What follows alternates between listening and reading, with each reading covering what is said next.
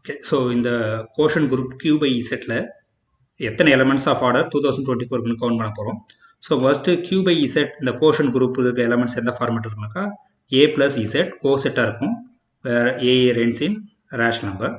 So இங்கே ஒரு எலமெண்ட்டோட ஆர்டர், ஃபார் எக்ஸாம்பிள் வந்து order of the element 1/2 plus Z. இங்கே 0 is the Z வந்து 0 element, இதோட ஆர்டர் வந்து 2. Okay, so if you take 2/3 plus Z, இந்த எலமெண்ட்டோட ஆர்டர் வந்து 3, ஸோ டினாமினேட்டர்.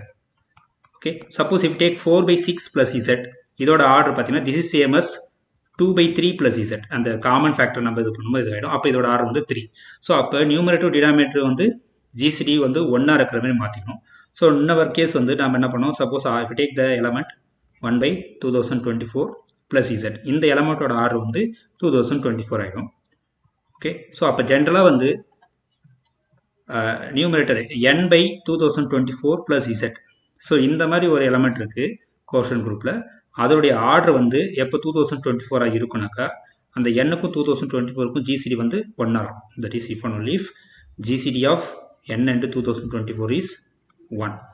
அப்போ எத்தனை எலமெண்ட்ஸ் வந்து இந்த 2024 கூட ரிலேட்டிவ்லி பிரைமாக இருக்கும் அத்தனை எலமெண்ட்ஸ் ஆர்டர் வந்து 2024 இருக்கும். So we know that phi of 2024 இத்தனை எலமெண்ட்ஸ் வந்து அது ரிலேட்டிவ் பிரைமாக இருக்கும்.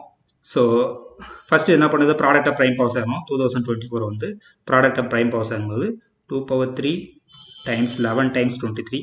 இதை நீங்கள் அந்த ஆயிலர் 5 ஃபங்க்ஷனில் போடும்போது so we get answer 880. Okay, so therefore the number of elements of order 2024 in the quotient group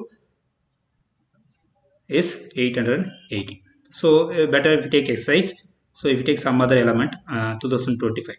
Okay, so take 2025, find the number of elements of order 2025 in the quotient group Q by Z. Okay.